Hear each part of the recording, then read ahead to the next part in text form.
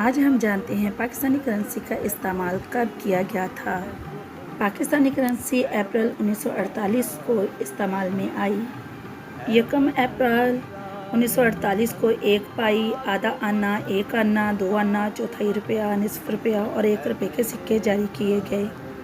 حکومت پاکستان نے 1948 میں ہی پہلا 1 روپیہ کا کرنسی نوٹ جاری کیا۔ سن 1953 میں اسٹیٹ بینک نے پہلی بار 5، 10 اور 100 روپے کے نوٹ جاری کیے۔ 1 جنوری 1961 کو روپیہ کو 100 پیسوں میں تقسیم کر کے اعشاری نظام اپنایا گیا۔ پاکستانی کرنسی کا نام پاکستانی روپیہ ہے۔ اس کی علامت RS ہے اور اس کا کرنسی کوڈ PKR ہے۔